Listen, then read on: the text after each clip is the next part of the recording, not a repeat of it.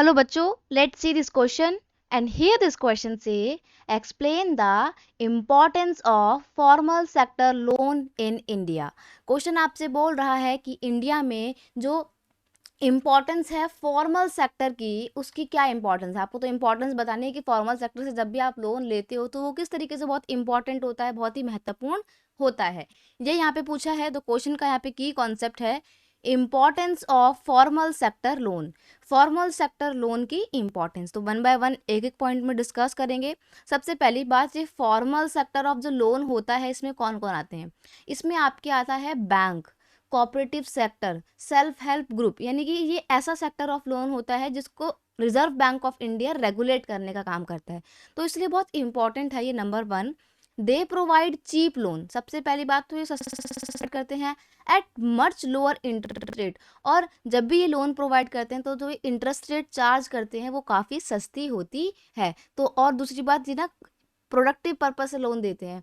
अब मान लीजिए आपको लोन चाहिए कि हाँ आपको अपने घर का कोई सामान खरीदना है, फ्रिज खरीदना है, आप बैंक से लोन ले रहे हो, तब ऐसे में बैंक लोन नहीं देगा। बैंक के अकॉर्डिंग वो प्रोडक्टिव काम नहीं है। लेकिन हाँ, अगर आप अपनी कोई बिजनेस चलाना स्टार्ट करना चाहते हो, अपना कोई भी फैक्ट्री स्टार्ट करना चाहते हो, या अपनी फैक्ट्री है आपकी उसमें कोई मशीन लेना चाहते हो और तब आप लोन ले रहे हो, तो बैंक खुशी खुशी आपको लोन दे देगा। तो ये एक इंपॉर्टेंस होती है कि formal sector of loan productive काम के लिए लोन देता है और बहुत ही सस्ते दरों पे लोन देता है, जो कि सभी के लिए अफोर्डेबल होता है।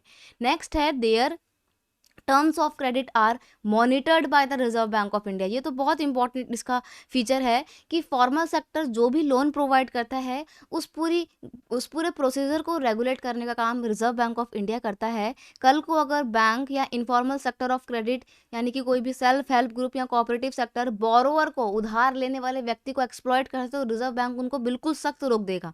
तो इसमें क्या होता है, जो बोरोवर होता है उसका एक्सप्लॉइटेशन रुक जाता है। नेक्स्ट है, they provide loan eight fix interest rate and with proper code of conduct, thus it stop the exploitation of borrower.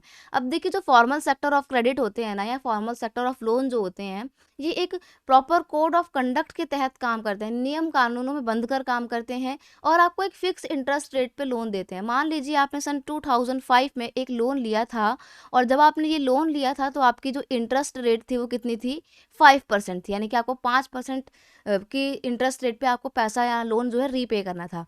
अब हो गया है सन 2020 मान लीजिए, ठीक है, तो अब जो है वो इंटरेस्ट रेट बैंक में 7% हो गई है। लेकिन जब आपने बैंक लोन लिया था तब तो 2005 चल रहा था, तो जो उस टाइम पे रेट चल रही थी इंटरेस्ट की, 2020 में जब आप लोन रिपे करेंगे तो आपको 7% की दर से लोन नहीं देना पड़ेगा, बल्कि 5% इंटरेस्ट रेट पे आप अपना लोन दोगे। तो फिक्स होती है इंटरेस्ट रेट, ताकि आप आगे पीछे बढ़ाकर बोरोवर को एक्सप्लॉइट ना कर सके। अब जो इनफॉर्मल सेक्टर होते हैं उसमें मान लीजिए आपने अपने किसी रिलेटिव से लोन लिया, उन्होंने बोला कि ठीक है मैं पहले 5% की इंटरेस्ट रेट पे तुम्हारे से को तो लोन दे देता हूँ, तुम 5% इंटरेस्ट रेट पे मेरे को लोन रिटर्न कर देना।